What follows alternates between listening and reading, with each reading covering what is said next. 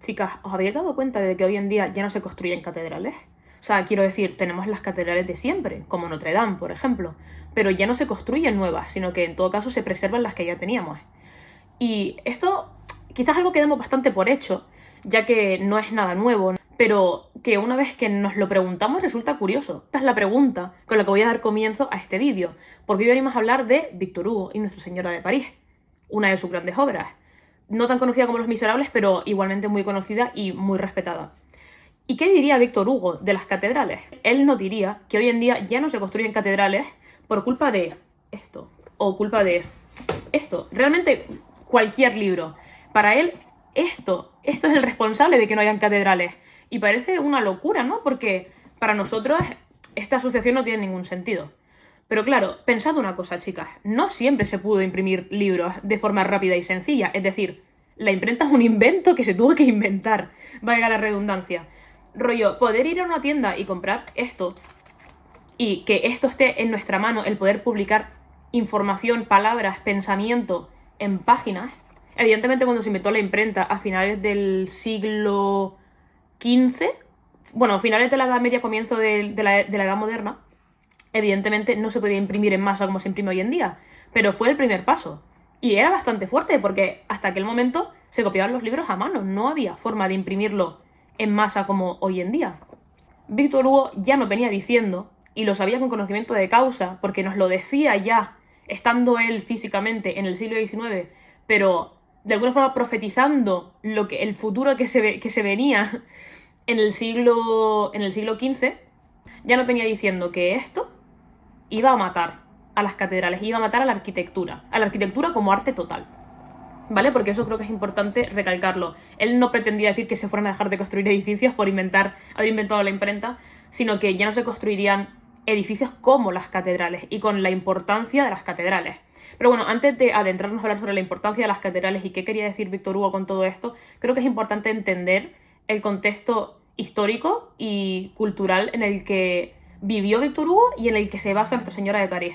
Víctor Hugo escribe Nuestra Señora de París basando la trama en el siglo XV, como venía diciendo, que es el final de la Edad Media. Es importante entender que al final de la Edad Media da comienzo el Renacimiento, que entiendo que es un movimiento estético y cultural del que ya sabréis bastante, que es un poco como la vuelta otra vez a la simetría, la vuelta a los clásicos griegos, romanos y ese ideal de belleza perfecto que vemos en un montón de esculturas cuando vas prácticamente a cualquier museo. Pero ¿qué pasa? Que es que Víctor Hugo, él mismo, vivió el neoclasicismo, que es otro movimiento estético que recupera una vez más el arte clásico, el arte griego y romano, pero en el siglo XVIII. Es decir, 200 años y pico más tarde del Renacimiento, porque bueno, esto lo podemos hablar en otro vídeo, pero es que los movimientos estéticos, literarios y demás funcionan un poco a modo de péndulo, es decir, se genera un movimiento, como por ejemplo puede ser en este caso el neoclasicismo, donde tenemos pues la simetría.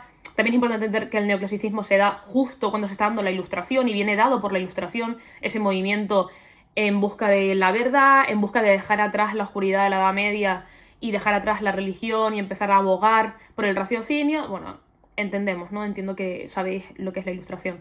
Bueno, pues ahí tenemos el neoclasicismo con todas estas ideas, pero es que luego se suele dar la contraposición de ese movimiento, de esa gente que no se suscribe a este movimiento, al neoclasicismo, y se da el romanticismo, que para mí es un movimiento mucho más interesante que el neoclasicismo, es mi opinión, la verdad.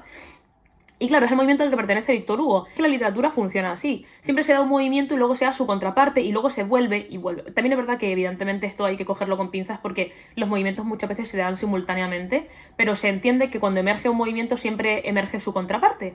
Pero bueno, al final el romanticismo es un movimiento que en vez de abogar por el raciocinio y la verdad, buscaba la pasión humana, buscaba un poco como el lado más tenebroso, más irracional del ser humano, la potencia de la naturaleza. Todo eso está en el romanticismo y yo creo que es mucho más interesante que lo que nos trae el neoclasicismo. Y es que todo esto de la pasión humana, de la oscuridad, de las emociones, de la búsqueda del deseo, de las necesidades humanas, todo eso está en Víctor Hugo.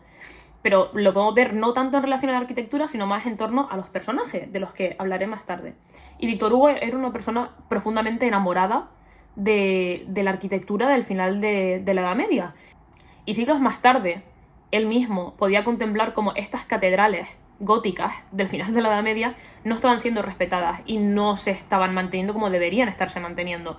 Y esta crítica que hace Víctor Hugo a la mala conservación y al desdén político con el que se estaba tratando a las catedrales del final de la Edad Media y a cualquier construcción del final de la Edad Media, se puede observar en el libro número 4 de los 11 que compone Nuestra Señora de París, que para mí es mi capítulo o mi libro favorito de la obra, y creo que es como lo más interesante que podemos encontrar en ella, a pesar de que la trama también tiene mucho que decir, y bueno, lo abordaremos hacia el final del vídeo, pero quería reparar en esto porque creo que hace una crítica muy, muy, muy interesante. Víctor Hugo habla en este capítulo a través de Claude Frollo, que me imagino que si habéis visto la película del Jorobado de Notre Dame de Disney, la adaptación, sabréis quién es el villano de esta obra, a pesar de que en un principio no se nos presenta como tal, pero poco a poco va adquiriendo ese rol de villano. Víctor Hugo habla a través de él en este capítulo y realiza un monólogo larguísimo, que dura prácticamente todo el capítulo, donde su tesis principal es que esto matará a aquello. El neoclasicismo va a matar a las catedrales de la Edad Media y la imprenta va a matar a la arquitectura como arte total. ¿Qué quiere decir esto de arte total? Es que la arquitectura, hasta el final de la Edad Media, hasta la invención de la imprenta, la arquitectura había sido el arte soberano. Es decir, tenía la capacidad de mantener a todas las demás artes juntas en una misma. Y todo era posible por la arquitectura. ¿Y cómo se puede ver esto en la realidad? Pues es tan sencillo como entrar a una catedral. Si es que cuando entramos, por ejemplo, tenemos la Capilla Sixtina, que es una pintura maravillosa en el techo. No hay más que decir, ahí tenemos la pintura. Por otro lado tenemos las esculturas que adornan las catedrales tanto por fuera como por dentro. Ya sea con motivos pues filosóficos, históricos, religiosos, lo que sea. Lo tenemos todo allí, tenemos la música. A través del órgano, por ejemplo. Está todo contenido en la iglesia. La arquitectura tiene ese poder de mantener el arte recluido dentro de sus paredes y sin necesidad de que sean disciplinas completamente diferenciables. Pero ¿qué pasa? Que una vez que se puede imprimir un libro, esto cambia. Hasta este momento, la forma de recopilar toda esta información, cualquier pensamiento humano, y él lo dice de hecho así en la obra, cualquier pensamiento humano que haya existido hasta el final de la Edad Media queda contenido en una forma arquitectónica, ya sea como un cromlech que pueden ver aquí, hasta la Catedral de Notre Dame. Y mira que son diferentes y mira que hay pues diferencias de materiales y complejidades arquitectónicos, ¿no? Yo no soy arquitecta, pero me puedo imaginar, ¿no? Que hay diferencias. Pero esto es un pensamiento humano igual que esto. Solo que es un pensamiento más complejo, evidentemente, el que podemos ver aquí. Pero no deja de ser la forma de retener el conocimiento. El conocimiento está allí, no está en ningún otro lado. Pero cuando ya se puede imprimir un libro y el pensamiento humano se puede contener de una forma mucho más rápida, sencilla y sobre todo duradera, entonces ya no hace falta construir un pedazo de edificio gigante para contener el pensamiento. Es tan fácil como escribir un libro. ¿Esto qué quiere decir? Que el pensamiento humano abandona la arquitectura, abandona las catedrales, se mueve en otra dirección completamente distinta. Y por eso el invento de la imprenta es tan importante, y es para Víctor Hugo un momento tan importante en la historia, ya que es un cambio de recipiente de pensamiento humano. Esto es muy fuerte. Víctor Hugo lo que profetiza en Nuestra Señora de París, y con conocimiento de causa, ya que nos está hablando con su conciencia desde el siglo XIX, es que la arquitectura va a pasar a ser un arte más, ¿no? Igual que la música, la poesía, la pintura, la escultura, todas estas categorías de arte, ¿no? No va a ser la categoría soberana ni la categoría madre que aglutina a las demás, sino que se convertirá en arquitectura clásica, en algo del pasado, ya no va a ser algo presente. No, porque ya no se construyen catedrales, ya no hacen falta. Ahora se mantienen, se visitan y se estudian, pero ya no existen en el verbo presente, sino que quedan relegadas al pasado. Lo interesante que dice Víctor Hugo es que las catedrales ya no iban a ser europeas o indígenas, estas categorías que van más asociadas a la cultura a la que se suscribe esa arquitectura, sino que pasarían a ser clásicas. Empezaríamos a hablar en categorías del pasado. Es decir, el pensamiento humano abandona la arquitectura y por consiguiente las otras artes también la abandonan. La pintura ya no tiene que quedar relegada a una parte más de lo que es la arquitectura. Es la forma en la que a nosotros nos ha acabado llegando todas estas diferentes formas de arte. Siempre las hemos concebido nosotros en el siglo XXI como cosas bastante diferenciables. Pero es importante entender que esto no siempre fue así. Entonces lo que nos dice Víctor Hugo es que la imprenta es el momento histórico que da lugar a una sucesión del poder. El poder de sostener la conciencia y el conocimiento humano pasa del libro de piedra, que es como él se refiere a las catedrales, y se convierte en el libro de papel normal y corriente. El libro que tenemos hoy en día. Y de esto él ya lo decía en el siglo XIX y no le falta nada de razón en pleno siglo XXI. A mí, al leer esta obra y al adentrarme en el edificio de la Catedral de Notre Dame, ya que hay muchísimas escenas que se desarrollan dentro de la catedral, voy a decir que es el eje central en base al cual se desarrolla la trama, uno le coge cierto cariño a la catedral como figura, casi como personaje de la historia, y no podía evitar pensar en la fragilidad de ese edificio, y esto es particularmente visible ya no solo a un nivel intelectual o metafórico, como estamos hablando ahora, ¿no?, con la llegada de la imprenta, sino a un nivel físico, ya que en las últimas escenas de esta obra lo que tenemos es una pelea entre los truhanes y Quasimodo en la catedral, ya que Quasimodo cree que está protegiendo a Esmeralda, a la gitana Esmeralda, que también sale en la película de Disney, pero que tiene un personaje bastante diferente en la obra, y la está defendiendo de los truhanes, que son como esta gente que es mendiga y que vive de robar o vive de hacer cosas en la calle y que no tiene una vida respetable. En la catedral donde se desarrolla esta gran pelea, y Víctor Hugo nos habla de cómo plomo fundido empieza a caer de la boca de las gárgolas, de cómo se pelea Quasimodo con Jehan, que es un personaje que no sale en la película de Disney, pero que es el hermano de Claude Frollo y que se convierte él también en un truán, y se dispone a pelear con Quasimodo, y tienen como esta pelea en una de las galerías de la catedral. También se nos describe la habitación donde reside Esmeralda mientras está bajo el asilo de la catedral porque la querían ahorcar. Es como que todas estas zonas de la catedral que se nos describen, los pasillos, las campanas, la propia fachada, todo cobra como un sentido muy frágil cuando vemos cómo se desarrolla la pelea en la catedral y cómo la catedral se hace añicos en ciertos aspectos por esta pelea. Y luego esto simplemente hace eco de lo que ya nos venía diciendo Víctor Hugo en el cuarto capítulo con la sucesión de poder de la arquitectura. Uno genera cierta empatía por la propia catedral y no puede tampoco evitar pensar en cuando se incendió la catedral hace unos años, y qué habría dicho Víctor Hugo de todo esto y qué habría pensado. Probablemente se estaría revolviendo en su tumba, sabiendo cómo era él de defensor de la catedral. Y creo que al final esta simpatía que uno acaba generando hacia la fragilidad de algo que entiende como colosal, que no es otra cosa que una pedazo de catedral gigante, viene muy dado no solamente por esa parte más ensayística, sino también por la propia trama, ya que, bueno, entiendo que muchos de vosotros sabréis quién es Quasimodo, es esta persona, y creo que es un personaje muy interesante y que habla mucho de la oposición que mostraba Víctor Hugo a la doctrina estética del neoclasicismo, ya que nos muestra a un personaje que se aleja completamente de la armonía y de la belleza, ya que, bueno, es que está jorobado, es muy feo, el pobre hombre es muy desagradable a la vista, pero, a pesar de ello, su fealdad no se corresponde con una maldad interna, ni muchísimo menos, y esa maldad reside en otros personajes que, a simple vista, no pareciera que tuvieran que ser tan desagradables, tan malas personas, pero que sí que lo son. Y me estoy refiriendo a Claude Frollo, que es una persona que es arcediano de la iglesia, ¿no? Es una persona que está muy relacionada con la fe y la doctrina cristiana y se acaba convirtiendo en una persona completamente asquerosa. Intención de violar a una mujer, cómplice de su muerte, por no decir que es la persona responsable de la muerte de Esmeralda, asesinó o intentó asesinar a otro hombre. Víctor Hugo nos intenta mostrar que muchas veces la luz no se corresponde con el bien y la sombra no se tiene por qué corresponder con el mal. Y esto lo dice explícitamente Víctor Hugo en el prefacio de Cromwell, que bueno, es un escrito suyo, que cito textualmente: el mal se confunde con el bien y la sombra con la luz.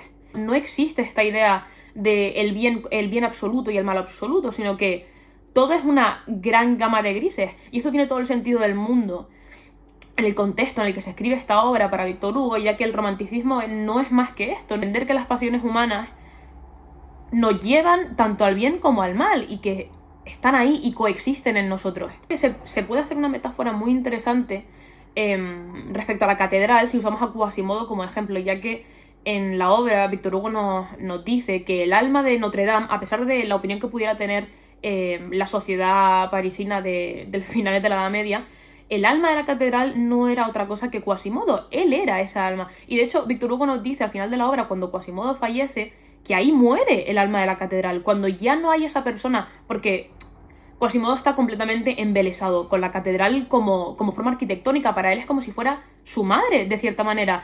Él se descuelga por la fachada, salta, toca las campanas, baja. Es como... Es que ni siquiera... Es que hablar de que es su hogar, que sí que efectivamente lo es, se queda corto realmente lo que es la catedral para Quasimodo. No hay persona que la ame más que él. Y por eso Víctor Hugo nos dice que es el alma.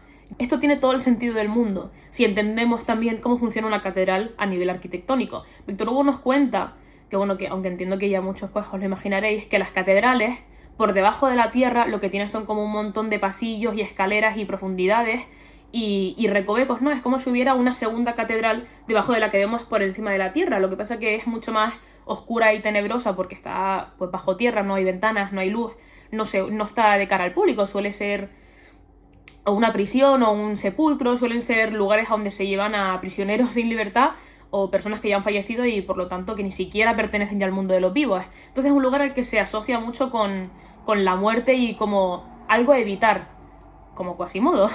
Pero a pesar de ello, a pesar de que es un lugar tenebroso, inhóspito, pero son esas galerías y son esos pasillos a los que nadie quiere ir. Es justo eso lo que mantiene a la catedral erigida, es justo eso lo que hace que la catedral se pueda sostener. Y es que Quasimodo es justo eso, es esa cosa a evitar, esa cosa que nos genera aversión, pero que gracias a él la catedral tiene alma. Y esto no es un paralelismo que establezca Víctor Hugo, pero creo que bastante visible si uno lee la obra, y a mí me parece una idea como bella y triste a la vez, y una vez más hace eco de la fragilidad de la catedral, y una vez más uno siente lástima ante el juicio de la gente, ya que es profundamente triste ver el trato que recibe Quasimodo a lo largo de la obra, simplemente por ser feo.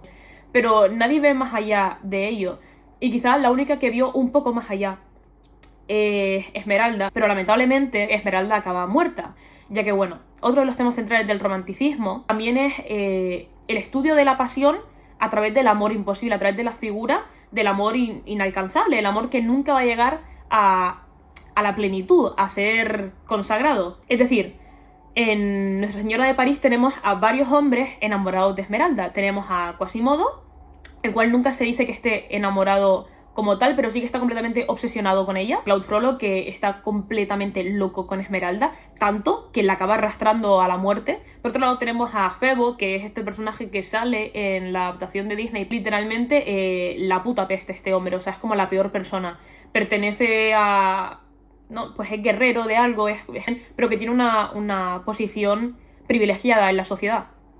Y luego tenemos a Gringoire, que creo que tampoco sale en la adaptación, pero que es como un filósofo que queda prendado de la belleza de Esmeralda, pero que no está dispuesto a hacer nada al respecto. El amor verdaderamente imposible y doloroso, aparte del de Quasimodo, que es un amor mucho más sincero, y dejando de lado este amor más puro que vemos por parte de Quasimodo, tenemos a Claude Frollo. Lo que me interesa aquí es que este arcediano, que parecía como tan recto y tan hecho para el estudio, se vuelve completamente loco y un villano absoluto, porque comienza a desear a Esmeralda. La ve un día en la plaza, pues bailando y tocando la pandereta y haciendo el espectáculo que hacía Esmeralda en la plaza, y queda completamente prendado de ella, porque bueno, se habla de que Esmeralda tiene una belleza descomunal, que es la persona más guapa del mundo.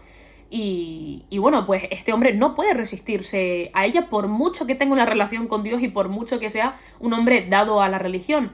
Queda completamente loco, y aquí es donde viene la fuerza de la pasión y uno de los motivos principales del romanticismo. Este hombre se vuelve loco porque no es capaz de asumir, no es capaz de casar su fe y su doctrina religiosa y su devoción con el deseo humano y la pulsión humana de la necesidad de estar con objeto amado.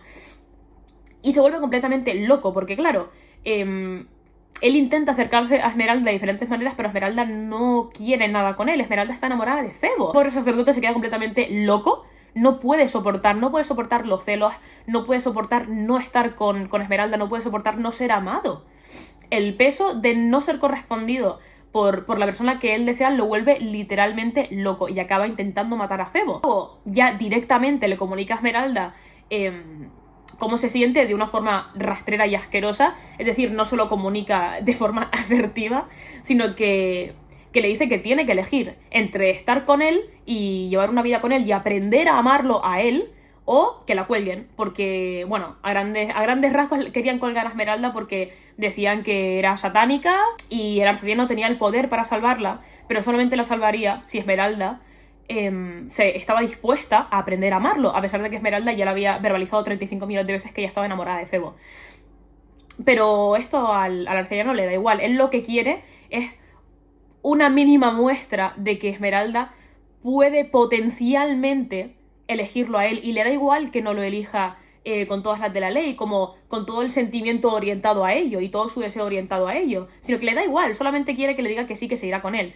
Esmeralda le dice que no repetidas veces y acaba siendo ahorcada por esto mismo. Nadie la salva. Esto del pueblo le da exactamente igual lo que pasó con Esmeralda, porque recordemos que estamos al final de la Edad Media, es bastante normal que colgaran a la gente, por el motivo que fuera, en la plaza central y demás, ¿no? Al final tenemos pues todos estos mecanismos de tortura de los que también se habla y que también Víctor Hugo critica en su obra, y simplemente se cuelga a Esmeralda y da exactamente igual. Y Claude Frollo permite que esto sea así, y de hecho lo observa desde la torre de la catedral. De modo entiende que el responsable de todo esto es Claude Frollo y lo mata, lo tira de la catedral. Claude Frollo intenta agarrarse a la catedral, intenta sostenerse a la estructura externa de la catedral, pero aún así acaba cayendo. De hecho, creo que puedo poner aquí una ilustración de justo este momento. Cae y muere. Y la obra acaba prácticamente aquí. Pero creo que con todo esto se puede ver no solo el poder de la pasión humana, sino también otro elemento interesantísimo del que no he hablado tanto hoy y que hablaré probablemente en otro vídeo a través de otras obras, que es la fatalidad. El concepto de el destino irrevocable del que uno no puede escapar y que inevitablemente le va a llevar a la muerte. Y esto tiene mucho peso en toda esta obra de Víctor Hugo. Tanto que hemos hablado ya del final de la obra, también vamos a hablar del principio. Justo las primeras oraciones que dan inicio al primer capítulo de la obra, se nos dice que en la catedral, años más tarde, siglos más tarde, se descubre que esta palabra, que estoy poniendo por aquí, que no sé pronunciar porque está en griego, estaba escrita en la catedral, ¿no? Como rayada con piedra. Y esta palabra lo que significa es fatum. En latín sería fatum, que, bueno, en español, fatalidad. ¿Qué es la fatalidad? Pues lo que venía diciendo, ese destino del que uno no puede escapar y que le va a llevar a la muerte. Y esto ya lo dice Víctor Hugo en la primera página. En la primera página ya sabemos cuál va a ser la tónica de todo esto. Sabemos que esto no es una obra como la que nos muestra Disney, no es una historia de amor, para nada, para absolutamente nada. Es una obra profundamente pesimista, profundamente oscura y sombría, en el que justo vemos quién escribe esa palabra en la pared y por qué la está escribiendo, y se nos vuelve a aparecer este concepto, pero esta vez lo vemos en acción. Vemos el momento donde se graba en la pared. Para mí es un momento de máxima revelación, de decir, wow, menudo peso que tiene no solamente este concepto, pero menudo peso ha sabido darle Víctor Hugo en su propia trama. Es como, te cae encima como un dogma. Dices, wow, estamos realmente jodidos, porque el momento en el que sucede esto, tú sabes que esto ya está bajando en cuesta con el coche y no lleva frenos, esto no va a acabar bien. Y de hecho yo no pensaba que la obra se iba a volver más oscura conforme iba avanzando a través de los capítulos, pero es que es realmente sombría. O sea, no me malinterpreten, no da miedo para nada, no es una obra, no es de terror, no es una novela gótica en ese sentido, pero se vuelve profundamente oscura, sobrecogedora. Es muy recomendable, de verdad, muy, muy, muy recomendable. Ya solamente por ver cuándo aparece la idea de la fatalidad de forma directa en la obra, por leer el capítulo sobre la arquitectura y sobre cómo esto ha matado a esto, creo que vale completamente la pena leer esta obra. También hay mucha crítica a la burguesía que estaba emergiendo al final de la Edad Media, hay mucha crítica a la aristocracia. No he querido abordarlo aquí porque se nos va de madre el vídeo, pero todo eso está ahí. Da mucho leerlo, es muy interesante, pero también se puede saltar y se puede ir directamente a la trama y hacer esa lectura más diagonal de estos amores imposibles que se desarrollan a lo largo de la trama y que yo recomiendo muchísimo, ya abstrayéndose completamente de este contexto histórico y de lo que representan los personajes. Creo que simplemente por la metáfora tan bonita que hace Víctor Hugo, que las galerías de la catedral son lo que mantienen a la catedral erigida y que esto se puede entender a través de una imagen como esta. Es decir, que la profundidad de la catedral debajo de la tierra es como cuando uno está en el campo y ve reflejado en el agua un segundo bosque que aparece debajo del primero. Creo que solo y exclusivamente por esa metáfora ya vale la pena leer esta obra. Pero bueno, espero aún así haber aportado otros muchos motivos por los que vale mucho la pena leerla. Espero que os haya gustado este vídeo, espero que no se haya hecho muy confuso ni muy largo.